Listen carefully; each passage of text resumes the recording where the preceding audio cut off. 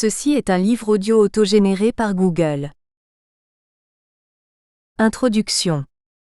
Physiologiquement, les Rougon-Macquart sont la lente succession des accidents nerveux et sanguins qui se déclarent dans une race à la suite d'une première lésion organique, et qui déterminent selon les milieux chez chacun des individus de cette race, les sentiments, les désirs, les passions, toutes les manifestations humaines, naturelles et instinctives dont les produits prennent les noms convenus de vertu et de vice. Émile Zola, 1840 à 1902, La fortune des Rougon, 1871. Temps court versus temps long. À la vitesse à laquelle le monde tourne, l'immédiateté de l'information occupe une place de plus en plus grande dans la vie quotidienne de la moitié de l'humanité qui a accès à la connaissance via Internet. La météo qu'il fera demain, le film du soir, l'avis des utilisateurs sur un nouvel ordinateur, la recette d'un plat original, la teneur des échanges familiaux sur WhatsApp ou amicaux sur Facebook, les messages électroniques qui tombent en permanence, les commentaires échangés sur Twitter, les vidéos postées sur YouTube et les photos sur Instagram, tout nous pousse à être connectés en permanence et à nous empêcher de lever la tête de nos écrans. Nous sommes aujourd'hui accaparés par le temps court, pour ne pas dire commandés, assujettis ou asservis, et oublions de penser à l'avenir, de fixer une route et de maintenir un cap. Le général d'armée Pierre de Villiers, ex-chef d'état-major des armées françaises, pense que tout nous tire vers la tactique et l'action immédiate, au détriment d'une vision stratégique et d'un effet à obtenir dans la durée, et parlait de nos sociétés où l'émotion l'emporte souvent sur la réflexion. Pour Anne Lauvergeon, il faut un peu plus de persistance dans l'être, il nous faut retrouver le sens du temps long. L'être humain occidental réfléchit de moins en moins car il zappe et se disperse, le professionnel est accaparé par sa boîte mail et le décideur dispose de moins en moins d'une vision stratégique car il gère les crises.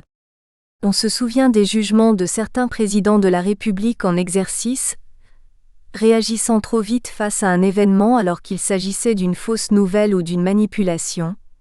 Ce fut le cas de la fausse agression antisémite, le 9 juillet 2004 dans le RER français, qui avait donné lieu à un communiqué officiel de l'Élysée quelques heures plus tard. Ce fut aussi le cas lors de l'accusation indue de viol à L'. Encontre des policiers ayant interpellé un éducateur de quartier le 2 février 2017 à Aulnay-sous-Bois, donnant lieu à une visite du président de la République à son chevet à l'hôpital 5 jours plus tard. L'image prime sur la raison, l'instantanéité décide de nos actions, l'inconsistance gagne du terrain et ce jusqu'au plus haut niveau de l'appareil d'État. Cette évolution vers l'interprétation immédiate et instinctive, sans prise suffisante de recul, caractérise les journalistes qui, selon Jean-François Kahn, n'écrivent pas pour la postérité mais pour le journal de 20 heures. L'analyse d'un événement ponctuel est fréquemment réalisée sans le replacer dans un phénomène de plus grande ampleur car il faut se dépêcher, une nouvelle en chassant une autre, de produire un papier tout aussi rapide qu'expéditif et incomplet. Les militaires tendent également trop souvent à être absorbés par le temps court, tant les crises se succèdent. C'est sans doute pour lutter contre cette logique que le chef d'état-major des armées françaises expliquait en novembre 2019, en évoquant la situation au Sahel, que le passé explique les centaines de morts que provoquent les crises que nous connaissons, et notamment les confrontations intracommunautaires. Nous concentrer sur l'actualité peut aussi avoir pour effet de nous aveugler. Nous devons avoir la perception du temps long pour appréhender correctement les raisons des évolutions actuelles. Sans une analyse historique fine de ces confrontations et de ces crises, on est incapable de les traiter convenablement. C'est aller dans le même sens que le général de Gaulle qui toujours privilégia le temps long au circonstanciel. Et c'est bien ce qui sous-tend cette étude sur les invariants stratégiques. Ce plaidoyer pour le retour au temps long est très lucide et devrait être davantage partagé par les élites d'un pays. Prendre de la hauteur relève aujourd'hui de personnalités, hommes politiques comme journalistes, ayant une longue carrière derrière elles et celles-ci se font de plus en plus rares. En cela, s'il n'y a rien de bien nouveau, c'est bien l'âge et l'expérience qui mènent à la sagesse. Ces deux qualités se perdent dans le grand bain de la tendance actuelle où celui qui parle le premier a médiatiquement raison, même s'il dit des sornettes. Cette évolution encore n'épargne pas les observateurs des relations internationales qui oublient souvent qu'une décision prise par un gouvernement, un parti pris d'un État, Une menace brandie par un président ou une réaction instinctive d'une population sont le résultat d'une longue histoire qui agit inconsciemment dans l'âme d'un peuple et de ses dirigeants et les pousse à décider ainsi. C'est ainsi que le retour des politiques de puissance est fréquemment mis en avant dans les publications spécialisées ou dans les médias, comme si la politique de puissance des États avait été occultée par on ne sait quelle autre politique plus en phase avec le monde actuel. Rares sont ceux qui, comme Christian Arbulot, essaient de rappeler ce truisme antédiluvien qui n'a pas pris une ride. C'est oublier un peu vite que les intérêts stratégiques nationaux guident encore et toujours la politique étrangère des États. C'est négliger le fait que ces intérêts ne datent pas d'hier, et que l'histoire se répète bien souvent dès lors qu'ils sont menacés.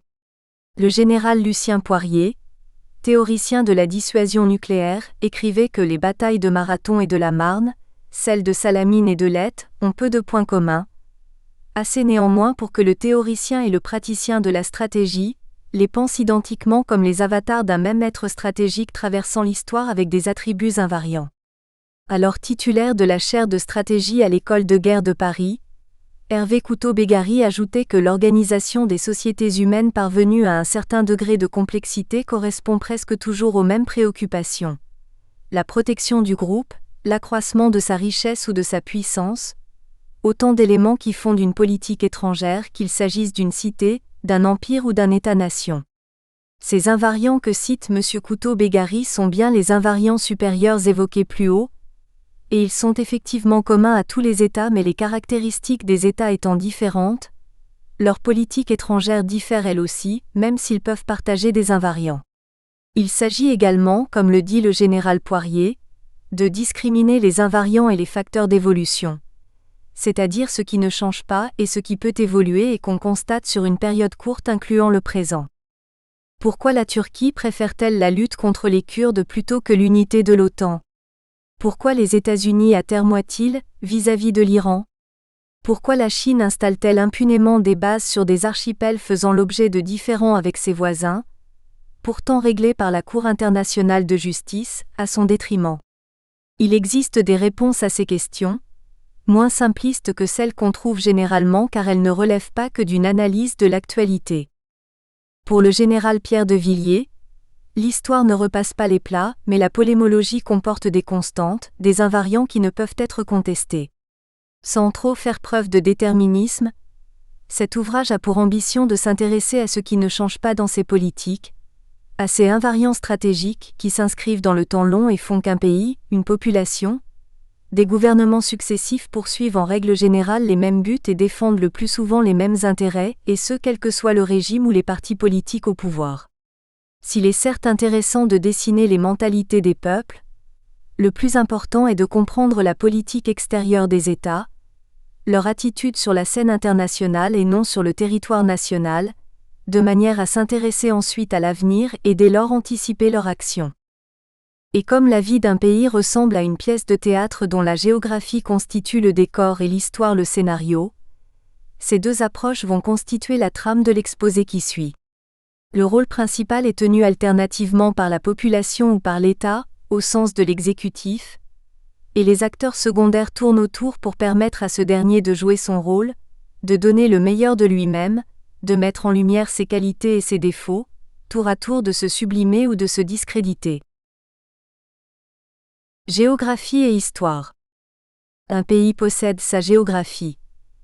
Il peut être enclavé comme le Lesotho ou îlien comme la Nouvelle-Zélande, bloqué 6 mois de l'année par les glaces comme le Canada, uniquement montagneux comme le Bhoutan, totalement plat et au niveau de la mer comme les Pays-Bas, essentiellement côtier comme le Chili, partagé en deux comme l'Angola ou partageant une même île comme Haïti et la République dominicaine, au carrefour de deux mondes comme la Turquie, immensément vaste comme la Russie, extrêmement petit comme Saint-Marin, etc.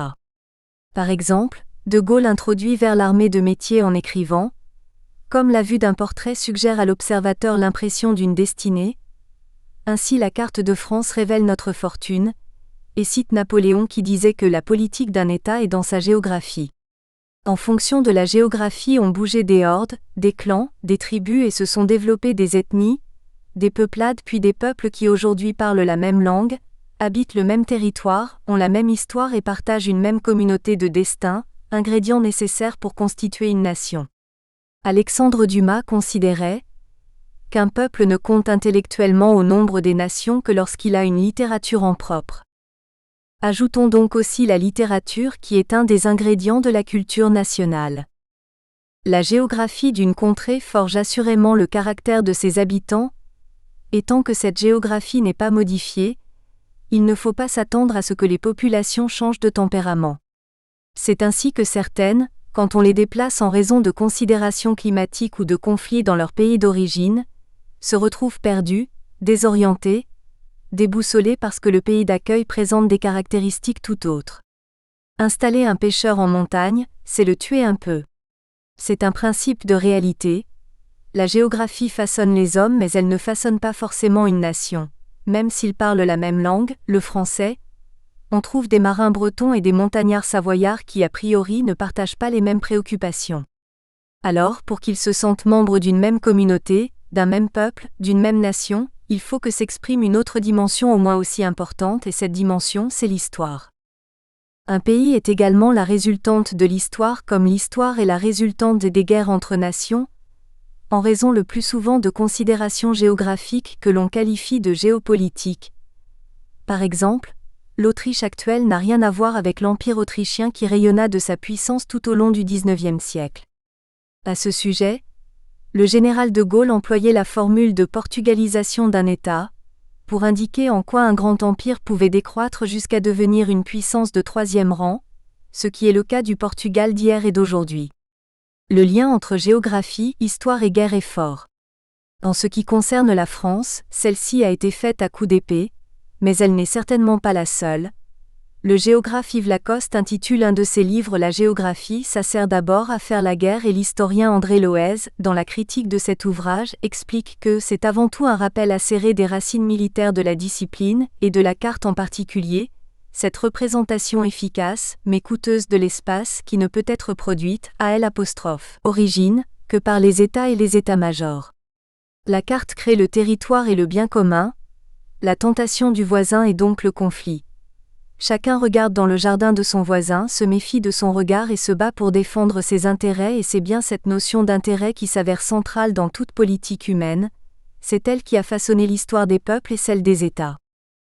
Le plus souvent la géographie crée l'histoire, l'inverse étant l'exception comme le tracé rectiligne des frontières africaines, ou tout au moins est au service de l'histoire, au même titre que la géomorphologie structurale s'intéresse au rôle de la structure géologique dans l'organisation des reliefs. La géographie a engendré la cartographie qui a elle-même engendré les frontières et causé les guerres. Pour connaître un pays et sa population, pour comprendre ses intérêts, il faut donc avant tout se pencher sur une carte, penser en géographe avant de penser en historien, en politique, en militaire ou en économiste. Le rapport à la terre, ou à la mer, est à la base de tout, en particulier de l'état d'esprit d'une population, de la défense des biens particuliers puis de celle des intérêts nationaux. C'est ainsi qu'en pensant île, on saisira le positionnement britannique, en pensant conquête de l'Ouest. On s'expliquera le caractère américain, en pensant immensité territoriale. On pénétrera l'âme russe, et l'on peut décliner cette liste à l'envi pour comprendre les tenants et les aboutissants des politiques étrangères des États d'hier et d'aujourd'hui. Les particularités géographiques, qui n'évoluent pas ou alors très peu, viennent s'agréger avec les séquelles de L'.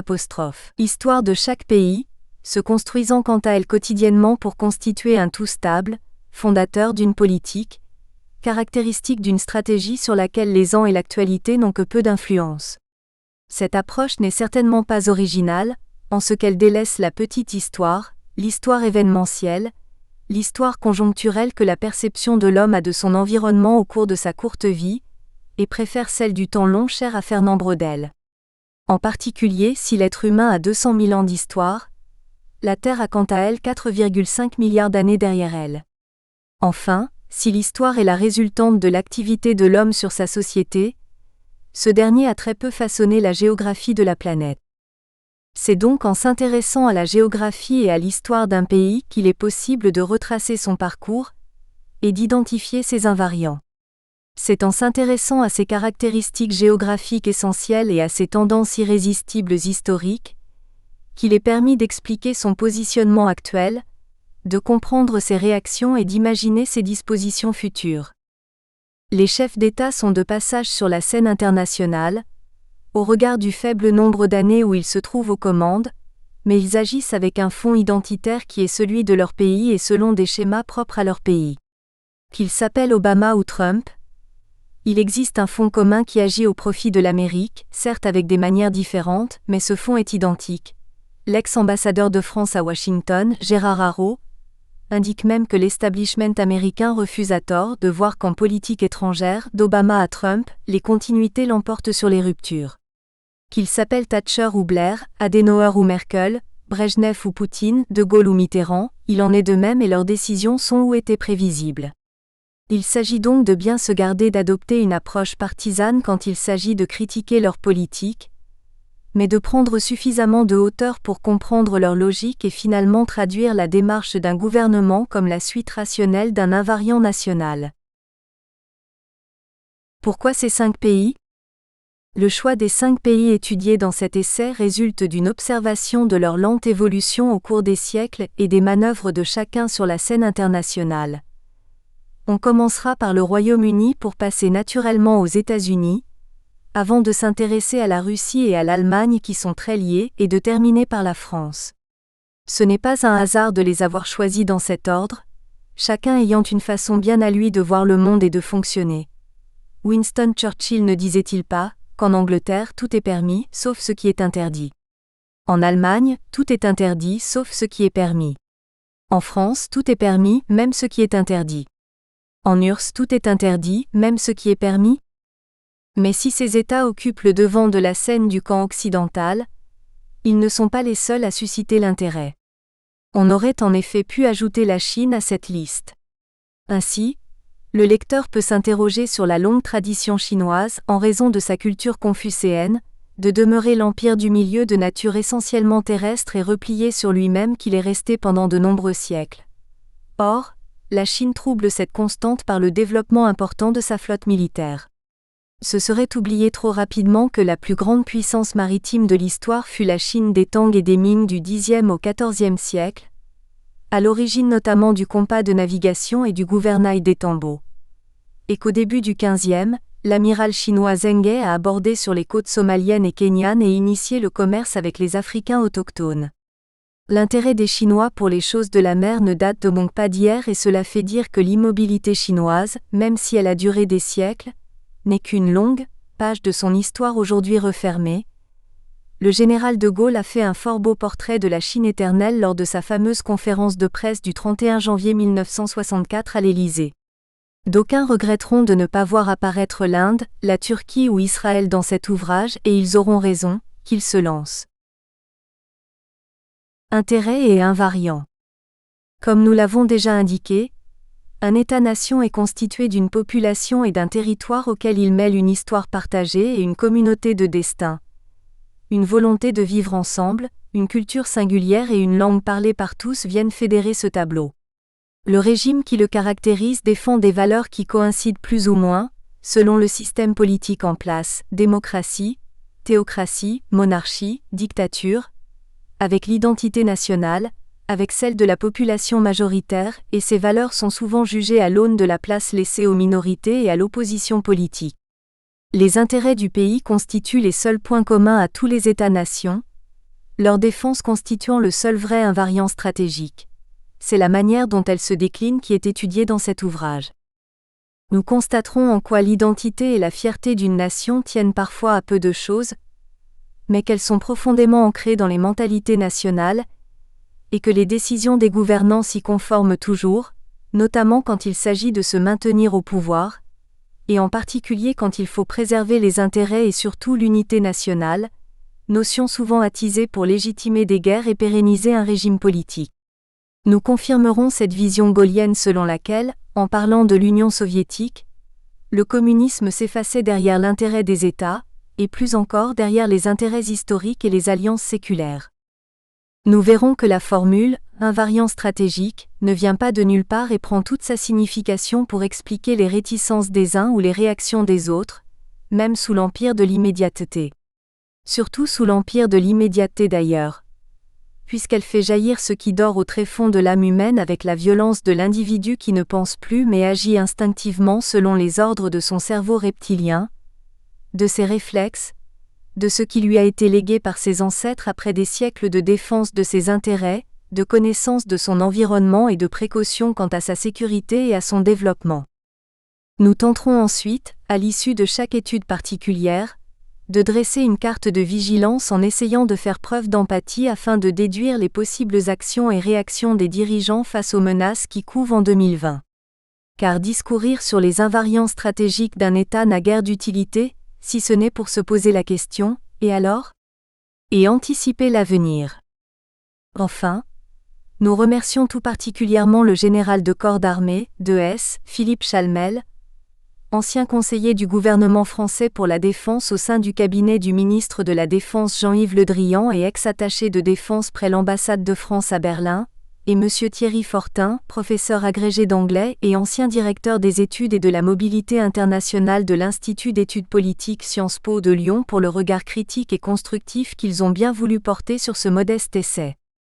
Pour être l'ennemi héréditaire de la France, et parce que le Royaume-Uni se cherche depuis 2 ans entre une vision européenne que l'on aurait pu croire établie dans l'esprit du peuple britannique, et un regard tourné vers le grand large, nous commencerons par nous intéresser à ce que beaucoup appellent la perfide Albion. Chapitre 1 : Les invariants britanniques. L'Empire de la mer a toujours donné aux peuples qui l'ont possédé une fierté naturelle, parce que se sentant capables d'insulter partout, ils croient que leur pouvoir n'a pas plus de bornes que l'océan. Montesquieu 1689 à 1755, de l'Esprit des lois 1748. Le Royaume-Uni est composé de l'Angleterre, du Pays de Galles, de l'Écosse et de l'Irlande du Nord. Il a derrière lui une longue stabilité politique, le Brexit est une crise passagère, mais cela n'a pas toujours été le cas, notamment quand il a fallu forger l'âme britannique. L'entité Royaume-Uni est née en 1707 à l'occasion de l'unification des royaumes d'Angleterre et d'Écosse pour constituer celui de Grande-Bretagne. Ce dernier se rapproche bon gré mal gré du royaume d'Irlande un siècle plus tard, 1801, devient alors le Royaume-Uni de Grande-Bretagne et d'Irlande, pour enfin s'appeler formellement Royaume-Uni de Grande-Bretagne et d'Irlande du Nord, en 1922, après la sécession de l'Irlande du Sud. On constate souvent que les termes de Royaume-Uni, d'Angleterre et de Grande-Bretagne, on parle d'ailleurs d'anglais ou de britannique, sont indifféremment utilisés pour qualifier une même entité.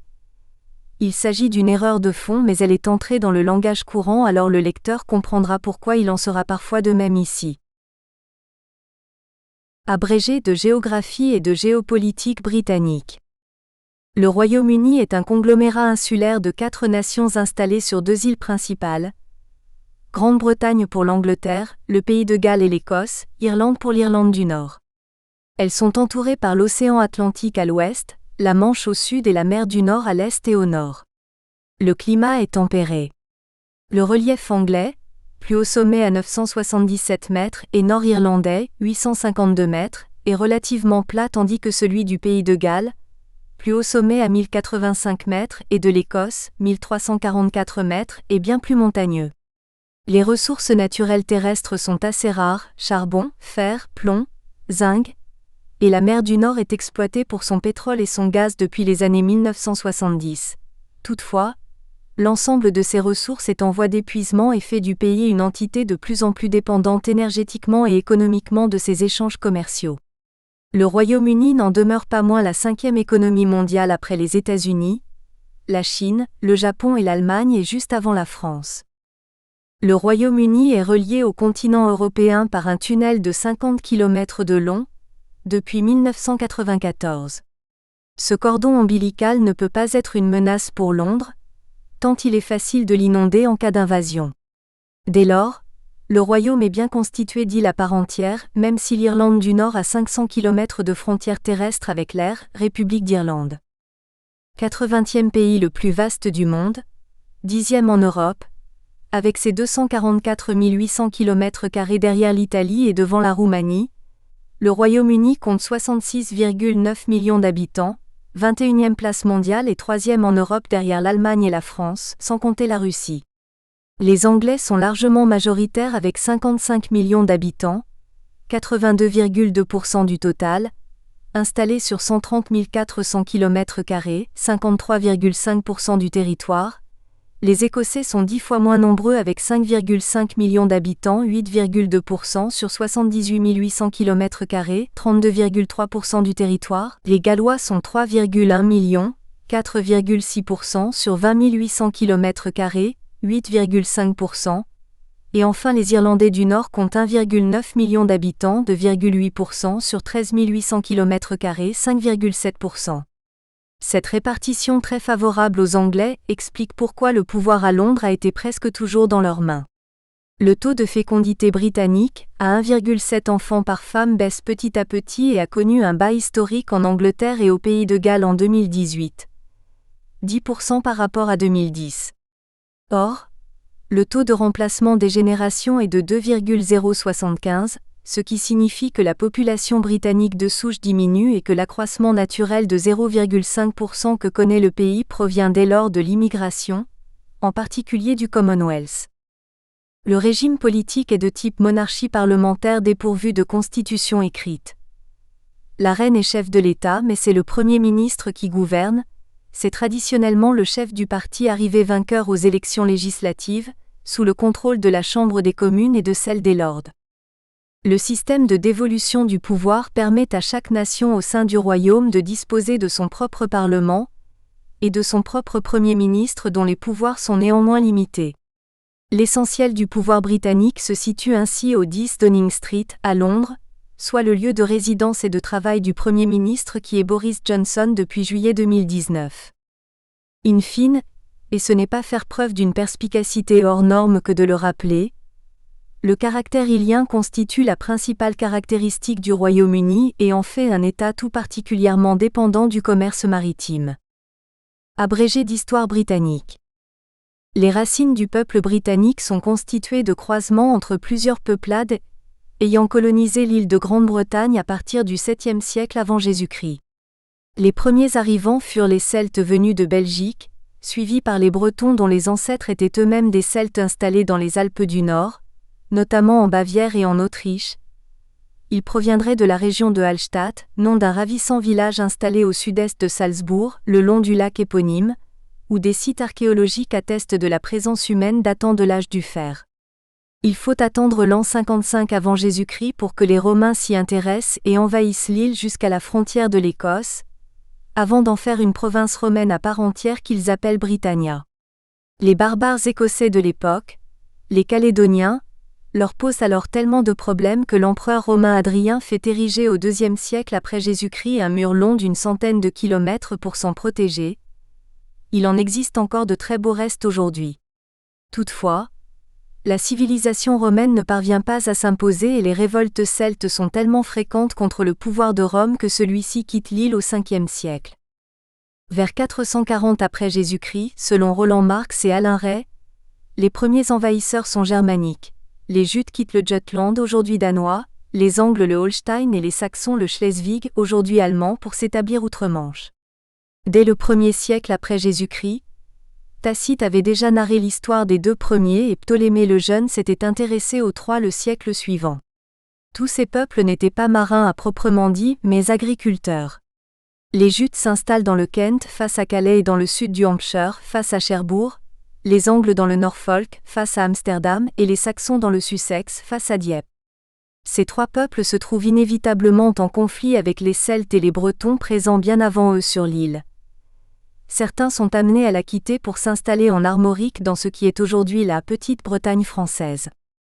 Quand on parle aujourd'hui d'anglo-saxon, terme apparu dans la langue française en 1599, on évoque ainsi les racines germaniques communes des peuples installés en Allemagne et en Grande-Bretagne au 1er siècle de notre ère, tout en considérant implicitement qu'aujourd'hui des traits de caractère leur sont communs, y compris avec les Américains, ce que nous verrons plus loin.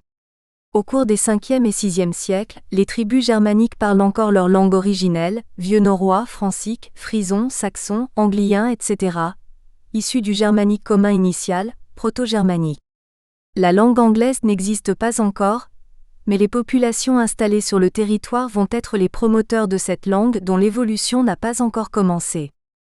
Au IXe siècle débutent les incursions des Vikings, peuple scandinave constitué de marins expérimentés à bord de leurs dracars dont on pense qu'ils ont découvert l'Amérique bien avant Christophe Colomb. Il s'agit surtout de razzias et pas d'invasion proprement dite. Quelques royaumes danois sont cependant établis, notamment en Irlande, dans les îles Shetland et dans l'île de Man.